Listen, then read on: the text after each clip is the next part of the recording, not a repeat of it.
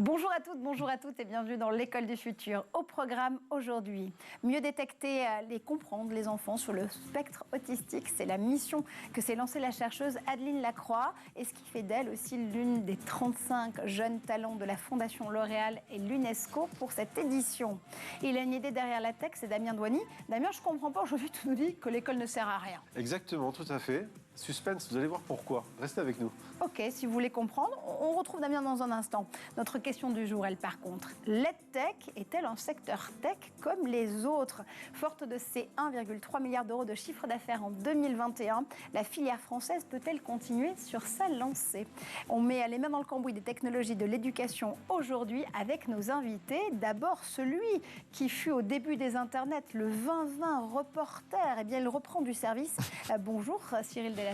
Bonjour Marjorie. Aujourd'hui, on vous retrouve avec une autre casquette, celui de VP of Company Culture chez Pentalog. Vous allez nous dire exactement ce que ça veut dire, évidemment. Vous êtes surtout lancé un défi, tout ce que vous avez toujours voulu savoir sur la tech sans avoir voulu le demander. Justement, Cyril Delasterie l'a testé pour vous, 3 mois top chrono pour tout comprendre de ce secteur. Vous nous direz ce que vous avez découvert? C'est ça, c'est le but. Ça tombe bien, parce qu'en face de vous, pour cette question du jour, Anne-Charlotte Monneret, directrice générale d'EdTech France, vous accompagne. Anne-Charlotte, vous allez pouvoir répondre des dons à Cyril Delasterie. Oui, c'est le but. Bonjour Marjorie. On refait le match aujourd'hui de l'EdTech, vous l'avez compris, mais d'abord, focus. L'autisme serait-il différent entre les filles et les garçons? Pour le savoir et pour percer les secrets du spectre autistique, la chercheuse Adeline Lacroix a repris ses études de psychologie. Une scientifique elle-même atteinte du syndrome d'Asperger, Xavier Terrade dresse le portrait de cette lauréate du prix Jeune Talent pour L'Oréal et l'UNESCO. Contribuer à un monde plus tolérant face à la différence, c'est la mission que s'est donnée Adeline Lacroix. Cette ancienne professeure des écoles a repris des études de psychologie. Des efforts payants puisqu'elle fait partie des 35 femmes à avoir reçu le prix Jeune Talent L'Oréal UNESCO 2022 pour son étude baptisée Processus prédictif et perception visuelle des stimuli sociaux chez les hommes et femmes autistes. Un sujet qu'elle connaît très bien, comme elle l'avait expliqué lors d'une conférence en 2019. Donc j'étais avant enseignante spécialisée et j'ai reçu un diagnostic de syndrome d'Asperger il y a 5-6 ans. Et à la suite d'un certain nombre de difficultés, bien entendu. Et ce qui m'a fait totalement changer de voie. Et j'ai repris tout un cursus de psychologie, neuropsychologie et neurosciences. Et je suis maintenant donc en thèse en psychologie et neurosciences cognitives. Et forcément, je travaille sur l'autisme, donc c'est ce que je souhaitais. Un profil scientifique qu'elle avait longtemps mis de côté avant de s'y replonger. Les recherches d'Adeline Lacroix permettent notamment de mettre la lumière sur l'autisme chez les filles, qui existe également, même s'il semble moins répandu. Il semblerait aussi que le nombre de filles autistes ait longtemps été sous-évalué, notamment dans l'autisme sans déficience intellectuelle. À l'heure actuelle, en prenant en compte cette sous-évaluation, on estime que le sexe ratio serait d'environ 3 garçons pour une fille. Le travail de cette doctorante à l'université Grenoble-Alpes, au laboratoire de psychologie et neurocognition, est de rechercher s'il existe des spécificités chez les femmes autistes qui seraient différentes de celles des hommes. Les recherches tendent à montrer que la présentation de l'autisme chez les femmes pourrait être légèrement différente, voire un peu atténuée. Par exemple, leurs intérêts semblent parfois moins atypiques ou encore elles peuvent montrer davantage de motivation sociale ou avoir des interactions sociales de meilleure qualité. Si ces difficultés peuvent être un peu moins fortes pour les femmes, elles sont néanmoins bien présentes. Adeline Lacroix plaide donc pour qu'elles soient reconnues et accompagnées. Et des jeunes talents pour les prix 2022 de la Fondation L'Oréal et de l'UNESCO que vous retrouverez évidemment dans cette émission et dans nos portraits Génération Talent. Tout de suite, on va ouvrir notre discussion du jour et notre talk. Sommes-nous toutes et tous des monsieur et des madame Jourdain de la tech? Tiens, on en parle avec nos invités. Pour en parler, Cyril Delasterie, VP of Company Culture chez Pentalog. Vous allez nous dire ce que ça veut dire exactement, Cyril. Oui. Est avec nous Anne-Charlotte Monneret, directrice générale d'EdTech France. Ça, je sais mieux tout de suite ce que ça veut dire. Je vous repose cette question en introduction. Est-ce qu'on est toutes et tous des monsieur et des madame Jourdain de l'EdTech? Est-ce qu'on en fait toutes et tous sans le savoir, Anne-Charlotte? Alors de plus en plus, aujourd'hui on est dans une société qui est numérique, avec une place de la formation qui est omniprésente dans nos vies. On se forme de manière passive ou active tout au long de la journée. Après, avec plus ou moins de facilité, plus ou moins d'accès à cette technologie, plus ou moins d'accompagnement. Et c'est d'ailleurs tout l'enjeu de la filière EdTech, c'est de développer des services, des solutions, des outils qui permettent d'améliorer l'expérience d'apprentissage pour tous et toutes, que ce soit à l'école, en entreprise, à la maison, à l'université. Et ça nécessite évidemment un cadre qui permette le déploiement serein de ces outils. Cyril de la Série, est-ce qu'on est toutes et tous par défaut des sélectionneurs de technologie de l'éducation? Mais c'est une super belle image, Marjorie. C'est ça, nous sommes des sélectionneurs. Et d'ailleurs, quand j'ai fait mon... C'est la vôtre, Non, mais... je rends à César ce qui appartient à César. C'est quand j'ai commencé cette enquête, j'y connaissais rien. Ouais. Et une des personnes que j'ai eu la chance de pouvoir interviewer, c'est Anne-Charlotte, qui a été très gentille avec moi, qui m'a répondu. Et notamment, à un moment, elle a dit on a tous l'expérience de l'éducation. Je n'avais pas réfléchi à ça. Alors vous, peut-être, parce que vous en parlez tous les jours. Mais donc, on est un peu tous sélectionneurs. On a tous appris des choses. On a tous été énervés. On a tous des trucs à dire. Ce qui explique notamment l'importance de l'UX/UI, donc les interfaces, parce que tout le monde a un rapport immédiat à l'éducation, de par son passé. Donc ouais, je pense qu'on est tous sélectionneurs. Oui, justement, cette expérience utilisateur et utilisatrice qui permet aussi de mieux entrer dans ces technologies de l'éducation à part entière. La fameuse enquête dont vous parliez, Cyril, c'est celle que vous avez menée. Vous êtes mis dans la peau, finalement, de celui qui va découvrir ce secteur EdTech, ce secteur des technologies de l'éducation. Vous avez donné 3 mois, top chrono, pour le faire, pour notamment la société dont vous êtes le VP of Company Culture, pour ne pas dire VP of No Bullshit, Pentalog. Pentalog, d'abord, c'est quoi? C'est une société qui fait de la transformation numérique, qui accompagne ses clients? Ah oui, comme beaucoup de sociétés, elle accompagne pas mal. Merci, non, vraiment, ça me fait plaisir. Non, mais... Elle n'est pas spécialement focalisée à tech. Pas spécialement du tout focalisé EdTech. C'est une boîte qui existe depuis 30 ans, qui a été créée à Orléans et qui a quand même 1500 personnes et qui travaille en ce moment sur plus de 250 projets digitaux dans le monde. Donc, pour des petits projets, des moyens projets, des grands projets. Voilà, je résume. Place des meilleures équipes de 3 à 100 personnes, donc des meilleurs devs du monde pour les meilleures boîtes du monde. Voilà, c'est comme ça qu'on dit. Et c'est une super boîte, notamment dans les valeurs, il y a l'éducation. Donc, à un moment, on s'est dit, pourquoi on n'irait pas creuser un peu ce marché, vraiment, qu'on ne connaît pas très bien. Un peu aux États-Unis, où il y a 2, 3, 4 belles boîtes dans le portefeuille de Pentalog, mais pas du tout en France. Et moi qui suis VP of No Bullshit, c'est vrai, VP of Company Culture, c'est moi qui ai inventé le titre, donc je suis ravi de le mettre. Vous pouviez mettre exactement ce que vous voulez derrière. C'est bien, c'est sympathique. Mais oui, mais ils sont cool, je travaille avec eux, vraiment, c'est une super boîte. Et je leur ai dit, moi j'y connais rien, mais ce serait bien, avant d'y aller, la fleur au fusil, on n'a pas vraiment de légitimité sur le marché en tout cas. Sur la tech, les devs, oui, mais est-ce que c'est spécial? Est-ce qu'il y a un truc spécial? C'était vraiment la question, est-ce que la EdTech est une EdTech comme les autres? Et ils m'ont dit, vas-y, go. Donc, je suis allé, comme d'habitude, je fais depuis 20 ans sur Internet, je demande aux gens quand je ne sais pas. Et j'ai demandé, c'était fin août, alors, par où je dois commencer? On m'a tout de suite dit, va voir Anne-Charlotte, va voir Marie-Christine Level du Capital, va voir tout le monde, va voir Marjorie, mais bon, ça c'était après. Oui, mais ça, vous pouviez déjà le faire. C'est ça, je pouvais déjà le faire. Et puis, va voir Damien, mais lui, il est Damien, c'est une institution. Donc, j'ai été voir tout un tas de monde, et puis voilà, j'ai fait mes conclusions. C'est pas fini, il reste encore 3 semaines, mais je suis en train de... Alors, il y a une partie, c'est mes conclusions perso. Qu'est-ce que j'en pense, que j'ai ressenti, je ne suis pas un spécialiste. Et puis il y a une partie conclusion tech, parce qu'on a vraiment lancé, du coup, au bout d'un moment, on s'est aperçu qu'on en sache plus. On a lancé une étude avec 30 questions destinées aux CTO, pour savoir comment ils utilisent, comment ils bossent. Est-ce qu'ils s'occupent de la sécu, est-ce qu'ils s'occupent de l'interopérabilité, tout un tas de... Voilà. Donc des Chief Technical Officers qui vont mettre les mains dans le cambouis justement des solutions tech pour pouvoir les apporter. Bah oui, on voulait savoir s'il y a une tech spéciale. Est-ce qu'ils sont différents de la health tech, les steaks hachés On en est au jeu de mots? Non, pas du tout. Non, mais c'était beau, c'était un bel essai. Et justement, en vous tournant vers l'ensemble de l'écosystème de ces technologies de l'éducation, qu'est-ce qui vous a étonné en premier lieu? Finalement, ce sont des techs comme les autres ou pas? Alors, il y a 2 questions là. Ce qui m'a étonné, ce que j'ai découvert, mais vous en parlez souvent, parce que du coup j'ai été voir toutes vos émissions, j'ai passé quelques journées, c'est qu'effectivement on parlait beaucoup de la partie primaire, les écoles K12, là, le fameux K12, j'aimais bien, ça avait un nom détachant, j'aimais bien. Et puis pour en réalité s'apercevoir que c'est là où il y a le moins de moyens, le moins de résultats financiers, j'entends. En revanche, c'est là où il y a beaucoup d'innovation. Donc, c'est un secteur qui fait beaucoup parler et c'est pas forcément le plus prospère. si je puis dire. Justement, en fait, le marché de la tech en tant que tel, il faut vraiment l'aborder comme un marché avec 3 sous-segments très forts. Hein, tout ce qui va être formation initiale, donc les entreprises qui cherchent à travailler avec le primaire, le collège, le lycée et les familles de manière générale. L'enseignement supérieur privé et public, c'est pas la même chose. Et ensuite, la formation professionnelle et la formation tout au long de la vie, en B2C grâce au CPF ou au sein des entreprises. Et les 3 segments de marché sont extrêmement spécifiques.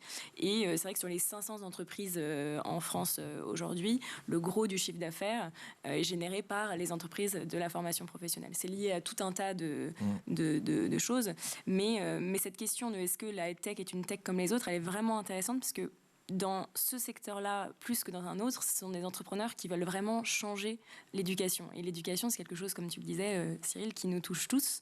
Et donc, il y a une vraie dimension d'impact, peut-être plus que dans d'autres secteurs, généralisée à toutes ces entreprises, avec la volonté de créer des outils qui soient accessibles au plus grand nombre, avec un traitement éthique des données et avec des impacts extra-économiques, donc que ce soit sur le lien social, sur l'inclusion, etc.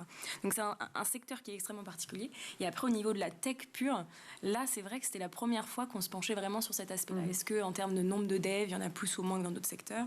Et comme il y a un développement accéléré de l'intelligence artificielle au sein de notre marché, hein, avec le machine learning, donc comment développer des outils qui s'adaptent au profil cognitif de tous les apprenants, grâce à l'IA, c'est vrai que la partie tech de notre EdTech va être de plus en plus importante. Donc c'est extrêmement intéressant de faire cette capture d'écran en 2022 et surtout de voir qu'est-ce qu'il en sera dans 2-3 ans sur cet aspect-là. Et c'est vrai qu'en fonction des secteurs, enfin des pays plutôt sur lesquels l'EdTech est présente, il y a des segments de marché qui marchent mieux que d'autres. On recevait il y a quelques semaines dans cette émission Julie Pigeon, qui est votre sparring partner du côté du Québec, Anne-Charlotte, pour EdTech avec un Q à la fin comme Québec, et qui, pour elle, voit plus justement de potentialité au K12, au fameux secteur scolaire, de se développer, parce qu'aussi le financement et la constitution du système scolaire au Québec et au Canada est totalement différent de celui qui préexiste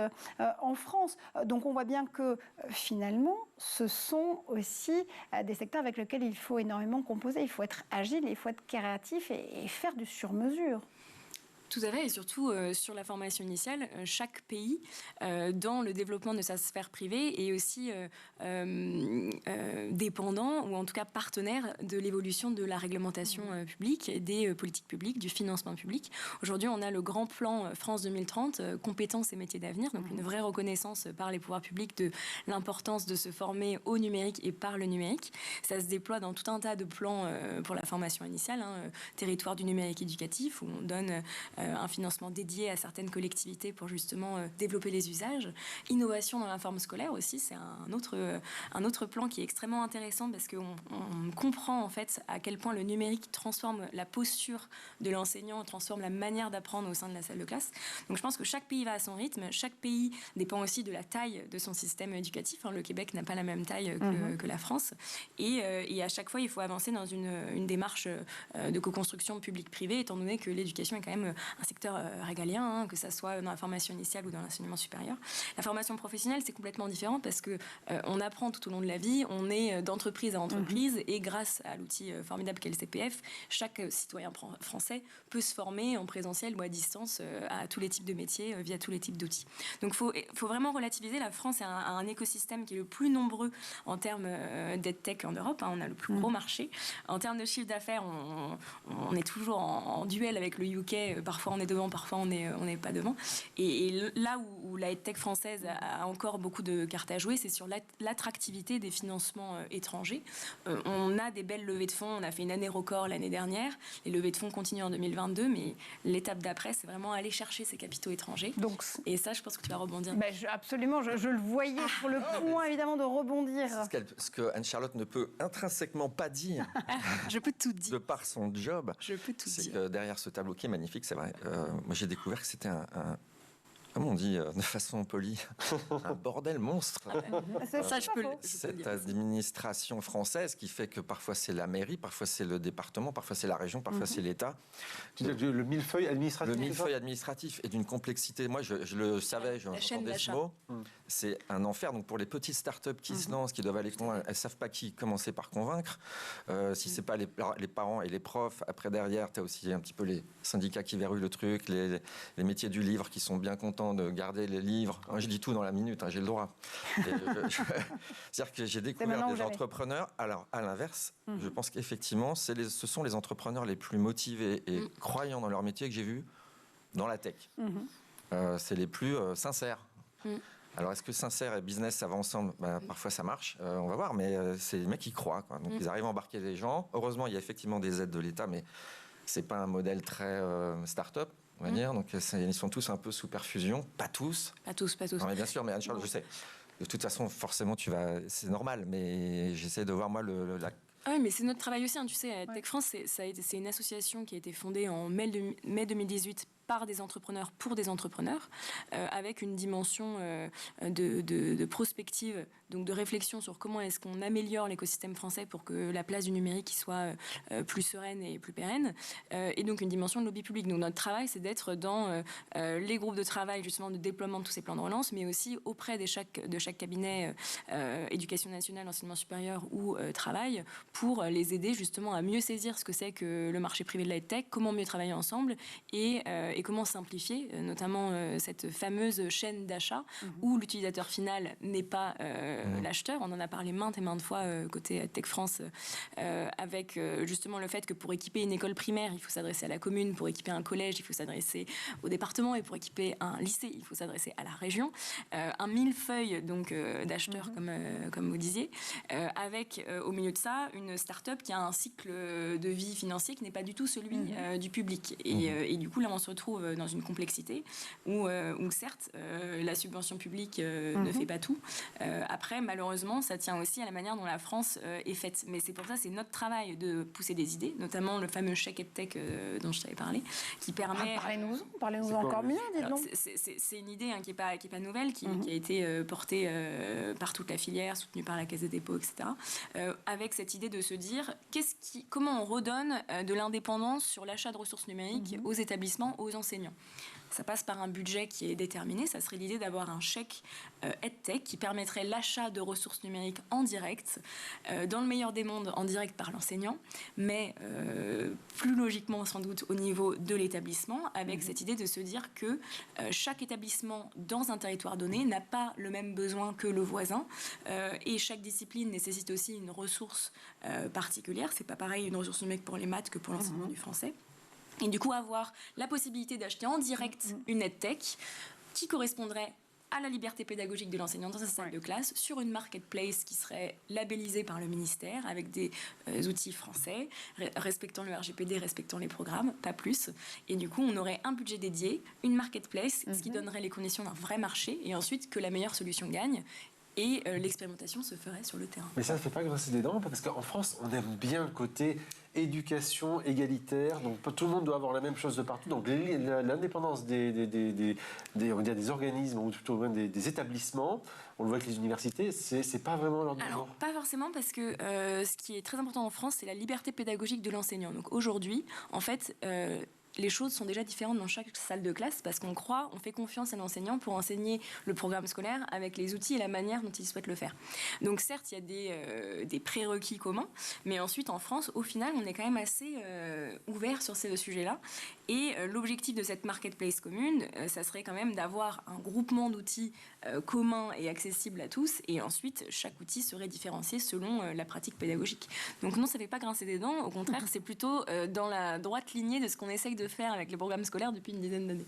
Et justement, respecter aussi la liberté pédagogique de chaque enseignant et enseignante. Je me permets de le rappeler sur ce plateau. Donc on comprend pourquoi ça bloque dans le cas 12, en tout cas en France, et pourquoi il y a quand même des raisons d'espérer. Encore une fois, on comprend que ces entreprises justement de la tech aient besoin à un moment donné de rentabiliser leurs solutions sur de la formation professionnelle, c'est là où du coup le business va se passer, mais en ayant toujours cette espérance de pouvoir révolutionner la partie scolaire, parce que c'est là où justement l'envie de craquer ces solutions pour l'éducation se fait ressentir le plus et peut justement apporter des innovations. Est-ce qu'il y a une autre partie de l'équation qui vous a particulièrement intéressé, Cyril ? Alors après, pour rentrer dans l'étude tech elle-même qu'on est en train de dépouiller, ce qui était intéressant de voir par exemple, c'est l'interopérabilité, qui est un sujet. Le mot de la tech. Le mot, il est compliqué, mais en gros, c'est que les choses marchent entre elles, alors que ce n'est pas les mêmes machines, les mêmes systèmes d'exploitation. C'est ça l'interopérabilité. Et on en avait parlé ensemble. C'est d'ailleurs Anne-Charlotte qui m'avait éclairé sur ce sujet, car elle est éclairante. Et qui était on est ravis, on a l'impression d'assister à votre enquête en direct. Non, mais c'est ça. Mais c'était un peu une enquête en direct. Je ne l'ai même pas finie. Donc, et elle me disait qu'elle croyait beaucoup aux startups qui allaient bosser là-dessus. Et c'est intéressant. Et pourquoi ? Et parce qu'effectivement, en ce moment, ce que j'ai repéré en France, c'est que c'est encore un peu fermé. Chacun sa start-up, chacun son système, chacun sa langue, chacun son cloud. 50% des gens sont sur un cloud privé, par exemple, encore dans les start-up françaises. Ça montre qu'ils ils ont peur un peu de tout ça. Et que c'est symbolique un peu de l'esprit français. Mais ça évolue. Donc 30% mettent l'interopérabilité en priorité seulement. Mais il y en a 30 qui en parlent et qui commencent à bosser dessus. Donc ça fait quand même 60, c'est pas si mal. Ça montre qu'il y a encore 40 qui s'en foutent et qui travaillent un peu dans une sorte d'isolement. Donc moi, ça m'a marqué en disant, si on veut devenir grand, international, que la start-up grandisse, il va falloir commencer à penser one again. Quoi. Et par interopérabilité, on entend évidemment des systèmes qui peuvent justement réussir à s'interopérer, je ne sais pas comment mieux le dire en l'occurrence, c'est comme ça, pouvoir justement être utilisable par tous les systèmes d'exploitation, notamment sur tous les appareils qui sont proposés dans les écoles et qui permettent justement d'être utilisés avec une cohérence et une expérience utilisateur qui est totale. C'est terrible, on fait vraiment de la novlangue tech sur ce plateau aujourd'hui, j'en suis vraiment désolée pour vous, mais en l'occurrence c'est aussi ça, la partie de l'univers de l'EdTech. D'ailleurs, est-ce que justement cette novlangue, les professeurs que vous rencontrez au quotidien, Charlotte, ils arrivent à rentrer dedans ou pas ? Ou est-ce que c'est vraiment aussi une barrière à l'entrée totale des EdTech ? Alors justement, la EdTech n'est peut-être pas un secteur tech comme les autres, de par le fait qu'on est peut-être moins anglophone que dans d'autres secteurs. En tout cas, les entrepreneurs qui travaillent au quotidien avec les établissements, les enseignants, et c'est une vraie partie de leur expertise métier, maîtrisent le vocabulaire des collectivités, maîtrisent le vocabulaire des établissements et des enseignants. Et je dirais même que c'est un prérequis culturel pour que ça fonctionne sur le terrain. Donc, c'est, en tout cas, s'il n'y a pas travail sur cette novlangue, je pense que l'entreprise aura de la complexité dans l'avenir. Quand on fait de la tech, a priori, il faut être pédagogue. A priori, c'est compatible, non ? Exactement. Après, entre la théorie et la pratique, parfois, il y a une petite différence. Mais toutes les tech n'intègrent pas cette dimension pédagogique parce qu'il ne faut pas oublier que toutes les tech ne fournissent pas des ressources ou des outils pédagogiques. On peut être aussi sur un aspect IT, des plateformes, des ENT, des outils de construction de cours. Donc il y a vraiment, la tech c'est très très vaste. Il y a des ressources pédagogiques, mais il y a aussi la digitalisation de processus et de fluidification d'expériences. Justement, pour vous dire juste sur ce point des services qui se parlent entre eux, les Américains sont super forts là-dedans. Parce qu'il y a une logique d'écosystème qui se crée. En gros, comme ils se parlent entre eux, on se dit je vais prendre cette solution parce que finalement, ils parlent avec l'autre. Donc, tout à fait. Je suis en sécurité. Un des gros enjeux de l'interopérabilité, et c'est pour ça que c'est autant porté par la Commission européenne avec le projet de cloud souverain franco-allemand Gaia X, c'est aussi de construire un vrai marché. Non, mais c'est des mots qui existent, Gaia X, vous pouvez taper. C'est de construire un vrai marché européen aussi pour être capable d'être aussi fort, entre guillemets, que les États-Unis ou l'Inde, qui sont des marchés énormes. Notamment sur l'intelligence artificielle, parce que l'interopérabilité, c'est évidemment la capacité des solutions à s'interconnecter, mais c'est aussi la capacité à travailler sur des groupements de données communs pour améliorer en fait le machine learning et l'intelligence artificielle des solutions européennes. Donc il y a aussi un enjeu pur d'innovation où le marché démographique américain et le marché démographique indien n'est pas le même que le marché démographique français. Donc à un moment donné, on aura aussi besoin d'avoir des entreprises qui travaillent sur des data lakes, des groupements de données communs pour avoir des solutions de plus en plus performantes. Allez, l'innovation, la novlangue justement de la tech et le fait de savoir si c'est un marché et une tech comme les autres ou pas, on y revient dans un instant. Mais d'abord, il faut absolument qu'on aille faire un côté de la planète tech. Tiens, si on allait y faire un tour, c'est une bonne idée. Et c'est le Zap d'Edouard Degnaud.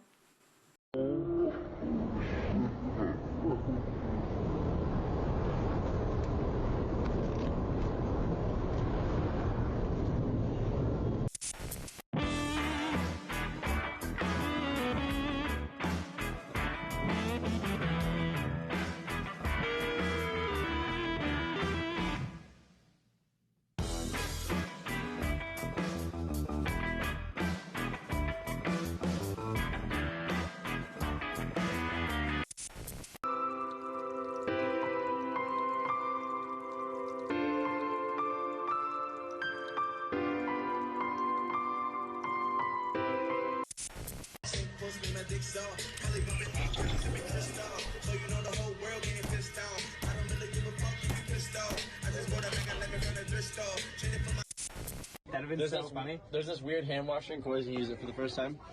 It's like a washing machine for your hands. Isn't that weird? Yeah. How cool is that?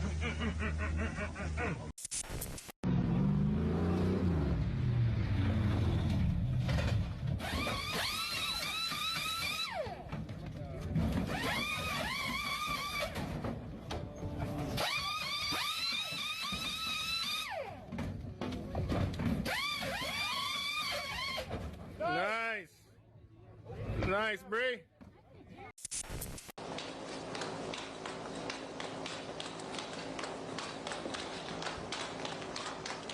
What the hell? Dude, what are you doing?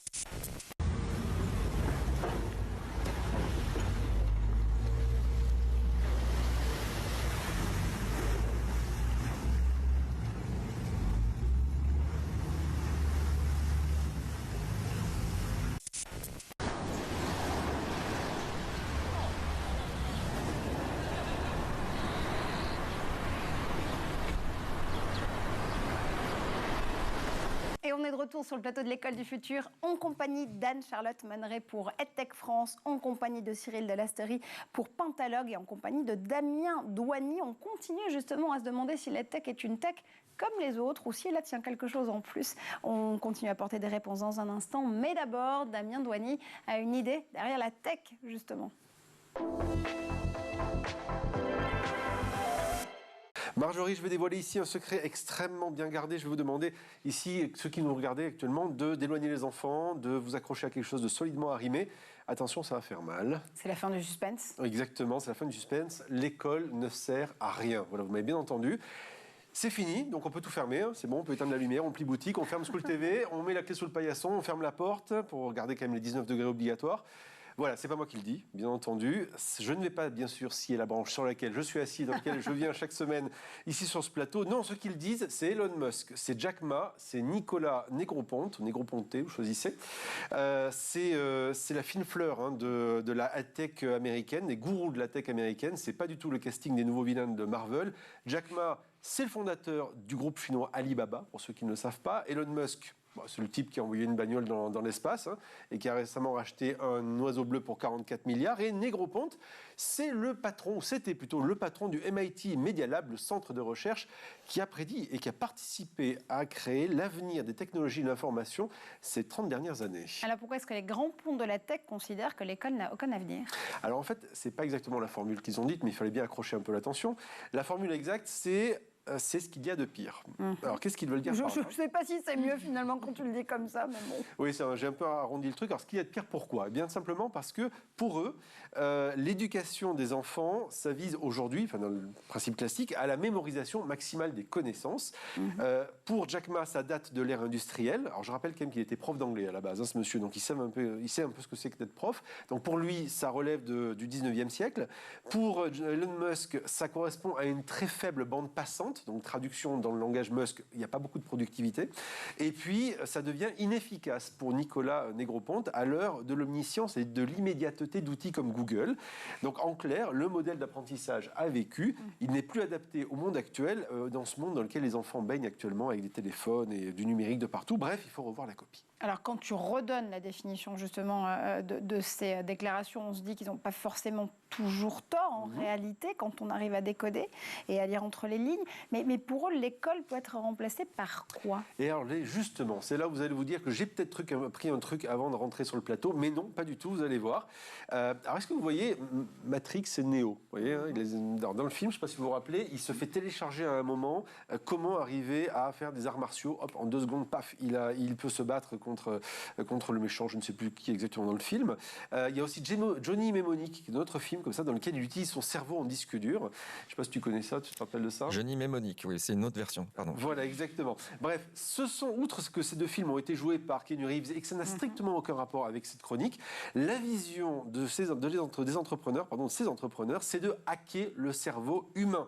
et de le rendre plus performant, de l'augmenter par des moyens technologiques, en clair, se passer de l'école en ayant un cerveau plus performant. Bon, ça c'était déjà assez clair dans les dessins d'Elon Musk et dans les multiples compagnies qu'il a montées.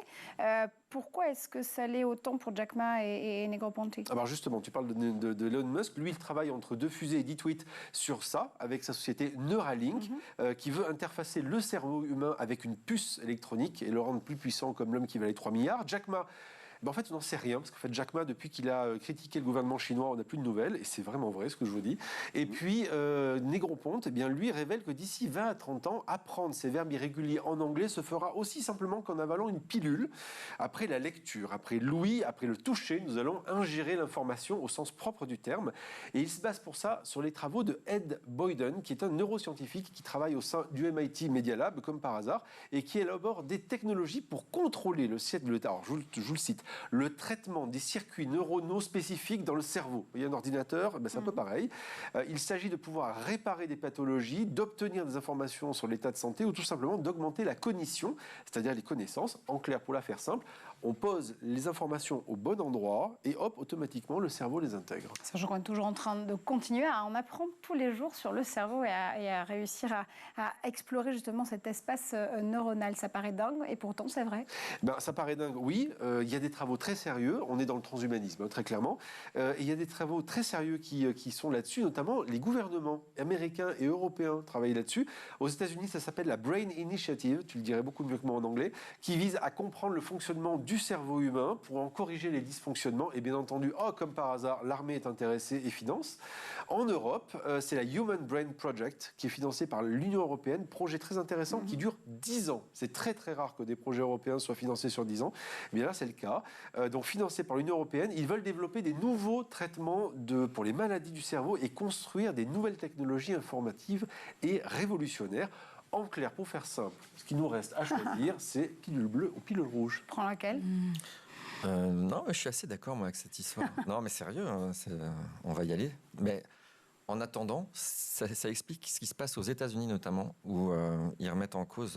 Moi, j'ai discuté avec des entrepreneurs de là-bas, qui me disaient que c'est une vraie révolution du système éducatif là-bas, où les gens remettent en cause le fait de s'endetter sur 5 ans pour avoir un grand diplôme, pas forcément trouver un job direct à la fin, si quand même, et qu'il y a les GAFA qui arrivent et qui proposent l'université Google, par exemple, où pour $500, non seulement tu apprends des choses, mais tu vas avoir un job dans la foulée. Donc il y a une remise en cause. Et dans le même temps, ça explique pourquoi les soft skills, l'adaptabilité prend autant d'importance. C'est qu'effectivement, bientôt, on pourra tous parler l'anglais en 3 secondes, mais qu'est-ce qu'on fera de ce qu'on va dire en anglais? Et donc, c'est là où on va devoir apprendre à mieux se comprendre, l'intelligence émotionnelle et toutes ces choses-là, et d'où l'essor des soft skills et des startups qui en ont fait un business. Donc, moi, je suis pas complètement... ça m'étonnerait pas qu'on arrive dans 30 ans à se mettre une puce et à parler l'anglais. Est-ce que les neurosciences deviennent une composante importante aussi des boîtes EdTech, Anne-Charlotte? C'est ce que j'allais dire. Les neurosciences révolutionnent l'école, la manière dont les outils technologiques sont construits. Par contre, que l'école ne serve à rien, c'est nier complètement son rôle social. Non, mais un enfant ne va pas à l'école que pour apprendre des connaissances et des compétences. Il va aussi pour apprendre le relationnel. Et l'école est avant tout un lieu social. Et donc, le numérique évidemment change la pédagogie au sein de la salle de classe, intègre des principes de neurosciences pour que les outils soient le plus efficaces possible et le plus adaptés à tous les profils cognitifs des enfants. Et surtout, ça va aussi remettre en cause l'idée de lieu d'apprentissage. À quoi sert l'école en tant que lieu physique? Pourquoi est-ce que les élèves, les étudiants viennent dans ce lieu? Pour y faire quoi? Et moi, je ne crois pas du tout à la puce et aux pilules.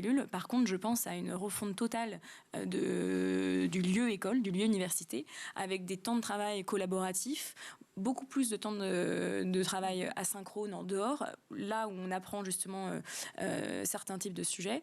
Mais voilà, donc repenser le lieu et surtout, évidemment, que la courbe d'information va être exponentielle et donc on ne pourra pas, par exemple, dans 50 ans, tout apprendre.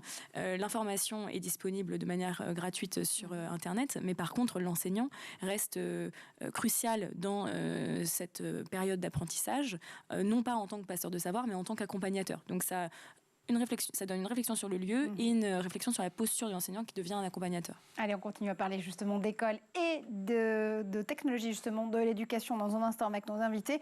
De là à penser que Twitter serait devenu une cour de récré avec Elon Musk, évidemment, il n'y a qu'un pas. Allez, on y va, c'est le Talk partie 2. Cyril Delasteri et Anne-Charlotte Manneret toujours à nos côtés pour en parler. J'avais envie qu'on vienne justement sur cette proposition de Damien et peut-être un petit peu de la renverser là aussi.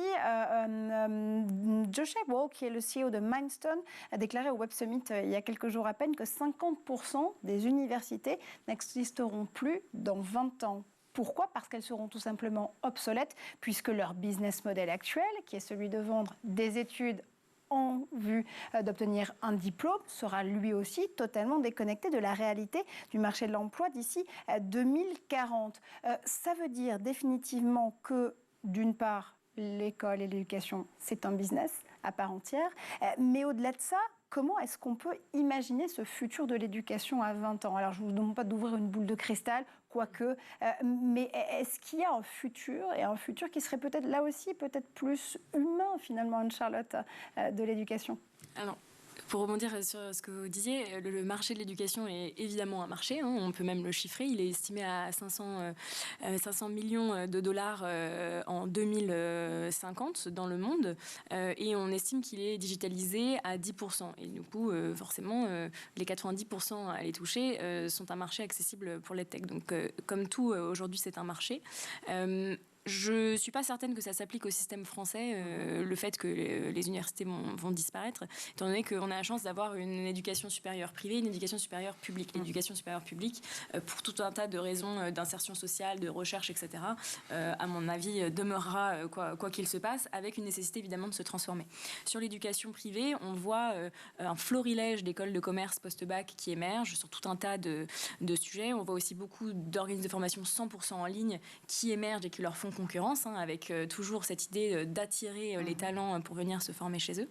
Donc, évidemment que les écoles de commerce et les écoles d'ingénieurs vont devoir se transformer dans leur pédagogie, dans leur réflexion sur les campus, comme on disait il y a quelques minutes. Mais je pense qu'il va surtout y avoir une porosité de plus en plus forte entre le monde de l'entreprise, qui va voir l'obsolescence des métiers au quotidien demander une nécessité de formation des talents en entreprise, et ce monde de l'enseignement supérieur qui, jusqu'à aujourd'hui, faisait peu de formation continue. C'était plutôt de la formation d'étudiants post-bac jusqu'à bac plus 5.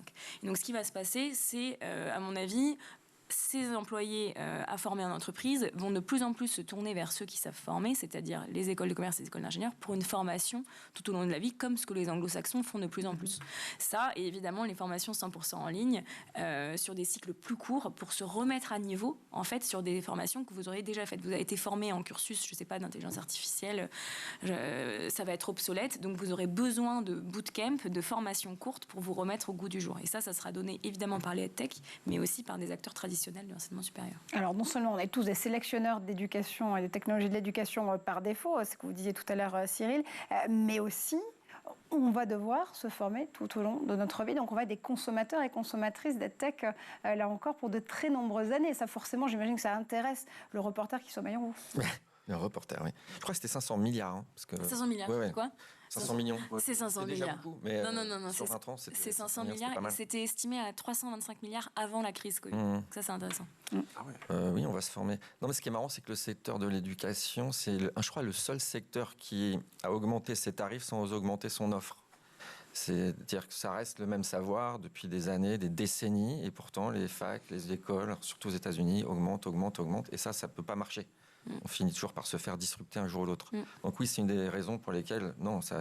Alors après, elles vont se réinventer, évidemment. Comme ce sont des business, ils vont retomber sur leurs pattes. La plupart des grosses universités américaines ont essayé déjà soit d'intégrer de l'offre digitale en la faisant par eux-mêmes, soit en passant par des prestataires. Ils essayent tous les modèles, mais ils y arrivent. Donc ils vont y arriver. Donc ça va être une espèce de... Ça s'appelle le blended, ou je ne sais pas, on peut trouver les mots, mais de mélange de ça. Moi, je crois que ça va durer, les universités, mais complètement réinventées. Et puis oui, toute la vie, ça aussi, les entreprises comprennent qu'il faut le faire. C'est pour ça que c'est d'ailleurs le secteur le plus florissant du marché. parce qu'on veut grandir. Maintenant, les gens veulent apprendre tout au long de leur vie, pas uniquement au début ou à la fin quand ils sont à la retraite. Donc les entreprises ont pigé, sinon ils n'arrivent pas à recruter. Donc c'est aussi un besoin business de former les gens. Oui, absolument. Et quand on parle aussi de l'éducation, et vous commenciez à aborder le sujet tout à l'heure, Cyril, de l'éducation comme du soft power à part entière, comme un enjeu aussi de souveraineté culturelle, il ne faut pas oublier non plus les raisons de business pour lesquelles on y va. Mais du coup, l'EdTech, en soi, c'est avant tout une question d'indépendance, de souveraineté culturelle. Alors, c'est vrai qu'on a une éducation à la française. Chacun y met un peu ce qu'il veut derrière, mais on est reconnu internationalement parlant pour la qualité de notre recherche, pour nos établissements de renommée mondiale, Polytechnique, HEC, Sciences Po, etc. Après, en termes de pédagogie, l'école française n'est pas la plus réputée d'Europe. On sait qu'on est beaucoup moins bon que les Nordiques sur la formation initiale. On sait qu'on forme maintenant mal aux mathématiques et on voit une chute du niveau. On est mauvais aussi dans l'orientation scolaire. On en parle souvent sur cette chaîne-là. On est très mauvais en termes d'orientation des filles et des garçons vers les métiers numériques et tech. Donc évidemment, il y a une spécificité française où parfois on est très bon, parfois on est beaucoup moins bon. Après, l'éducation reste dans tous les cas un sujet souverain, étant donné qu'on forme les futurs citoyens français. Donc on veut former les meilleurs talents possibles pour avoir le meilleur tissu économique possible, pour avoir des entreprises qui s'exportent et qui vivent bien. Donc il y a un enjeu de former des talents, et évidemment de retenir ces talents. Donc ça, c'est un double enjeu. Et surtout, là, on risque, si on ne numérise pas notre formation, d'être en pénurie de talents numériques. Et du coup, d'être dans l'obligation d'aller embaucher des talents étrangers, ce qui est extrêmement bien. Mais pour qu'un système économique fonctionne, on ne peut pas reposer uniquement sur les talents formés à l'étranger qui viennent se former en France. Donc il faut qu'on soit capable de faire les deux. Accueillir les talents étrangers, les intégrer à un système français et les former en continu, et former de manière initiale les talents français aussi pour qu'on ait un système qui tienne un petit peu la route. Parce que si je vous écoute bien, on est à l'aube d'une crise au carré. Comme tous les pays d'Europe. Comme tous les pays d'Europe. Ok, donc finalement c'est rassurant, non? Ouais, non, ce qui est marrant, c'est qu'en France, moi, ce que j'ai ressenti, c'est qu'on est encore le pays qui se la pète, quoi, qui se la croit. On a la meilleure éducation du monde, on est les plus intelligents, on a notre culture, notre langage. Et après, dans l'étude tech, parce que je reviens un peu dessus, qu'on ne soit pas complètement inutile, c'est que, par exemple, 40% des développeurs sont en interne, sont des salariés des startups. Et ça, c'est particulier comme secteur, parce que dans d'autres secteurs, ils sont plus ouverts au freelancing, à l'outsourcing, donc à aller voir des talents ailleurs. Et c'est symbolique, c'est-à-dire qu'on s'ouvre dans certains autres secteurs beaucoup plus vite aux cultures, aux talents étrangers. On veut le meilleur développeur du monde en PHP, on va le prendre en Pologne, on s'en fout, qu'il soit français. Mais dans la EdTech, il y a encore ce sentiment de culture. Et donc, c'est embêtant, parce que la société se mondialise, la culture, tout, la consommation, tout. Pourquoi est-ce que l'éducation doit rester franco-française, avec un cloud privé, avec des salariés français, avec un langage fermé? Non. Il faut s'ouvrir, moi je crois, sinon on va reculer et Anne-Charlotte elle va ramer encore pendant... Non mais je rigole. Non, elle n'a pas l'air du tout de ramer, dites donc. Justement d'évangéliser ça, parce que c'est le travail de EdTech France justement, c'est d'aller dire, regarde, internationalisez-vous, interopérabilisez-vous, que des mots compliqués pour dire simplement ouvrez-vous, quoi. Absolument, ouvrez-vous et réussissez justement à travailler les uns avec les autres, si je comprends bien, hein, en résumé, c'est un peu ça la leçon. Cette étude justement, ça tombe bien parce que vous allez la dévoiler dans quelques mois, où vous faites une fleur, si j'ose dire, à l'école du futur. Dans quelques semaines, oui, que dis-je, vous faites une fleur à l'école du futur en venant en parler ici, et notamment le fait d'avoir découvert, d'avoir parcouru les tranchées de la tech avec tout un nombre d'acteurs qui font justement ce secteur-là, ça vous permet là aussi de pouvoir ensemble publier ces résultats et voir peut-être aussi une perspective différente sur ces startups et ces scale-up du monde de l'éducation. Tout à fait, et d'autant plus important que nous sommes en 2022 où les levées de fonds et l'accès aux capitaux privés devient plus complexe. Et c'est vrai que dans la partie EdTech, on parle souvent beaucoup de la partie Ed, mais moins de la partie Tech. Et on est à défaut vu comme un secteur moins tech que la FinTech, que la Green Tech et que d'autres segments de marché de la French Tech. Et donc être aussi vu comme une filière numérique innovante avec de la technologie qui nécessite de la R&D sur le long terme, c'est important et ce type d'études sert aussi la cause sur cet aspect-là. De l'éducation avec de la tech dedans et de la tech avec de l'éducation dedans. Agiter le tout, ça donne un rapport. Cyril de Lasterie, Anne-Charlotte Monneret, merci infiniment d'être venue en parler. Merci comme toujours à Damien Douany pour nous avoir accompagnés pendant toute cette émission. On se retrouve dès demain pour un autre épisode de l'École du Futur.